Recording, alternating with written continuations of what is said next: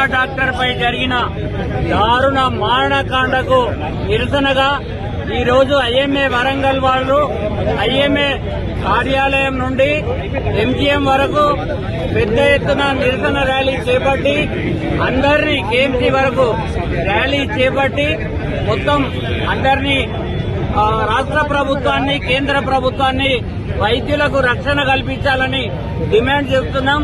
మరి రాబోయే కాలంలో ఇలాంటి సంఘటనలు పునరావృతం కాకుండా చట్టపరమైన చర్యలు కేంద్ర రాష్ట్ర ప్రభుత్వాలు తీసుకోవాలి. ఇది ప్రజాస్వామ్యం మీద, మహిళల మీద, భారత మాత మీద జరిగినటువంటి దారుణకాండగా మేము అనుకుంటున్నాం.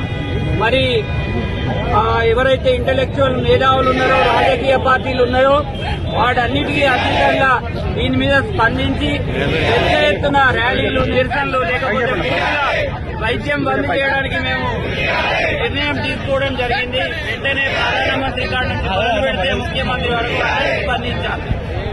అంటే ఒక ఐఎంఏ డాక్టర్ కాదు, ఒక ఉమెన్ డాక్టర్ కాదు, లోకల్ స్టూడెంట్స్ అందరూ కూడా ఒక డాక్టర్స్ వింగే కాకుండా లోకల్ డిగ్రీ పీజీ స్టూడెంట్స్ అందరూ ఒక ఆడపిల్లకి అన్యాయం జరిగింది. ఒక ఆడపిల్లకి అన్యాయం జరిగిందని లోకల్ డాక్టర్స్ కానీ మిగతా అందరినీ సమకూర్చుకొని ఇదివరకు సకల జన సమ్మె ఎలాగైతే చేశామో సకల జన సమ్మెలాగా దాన్ని మరిపించే విధంగా అందరూ కలిసికట్టుగా రాను. ఒక ఆడపిల్లకి అన్యాయం జరిగింది. ఒక డాక్టర్ ఇవాళ జరిగిన ధర్నా రోజు చేస్తున్నారు. అక్కడ వాళ్ళు శిబిరంలో ఉన్నారు. ఈ రోజు ర్యాలీ నిర్వహించి కేఎంసీ దాకా వెళ్తాము, మా నిరసన జరుపుతాము. తర్వాత కలెక్టర్ ఆఫీస్ కూడా హెడ్ క్వార్టర్స్ పోతాము, వారికి మెమరాండం సమర్పిస్తాము. ఇది కంటిన్యూస్ గా ధర్నా జరుగుతూనే ఉంటుంది. టిల్ మాకు న్యాయం జరిగేంత వరకు పోరాటం సాగుతూనే ఉంటుంది.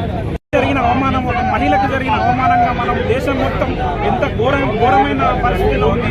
గాంధీ గారు ఏమన్నారు, అర్ధరాత్రి ఆడది ఒంటరిగా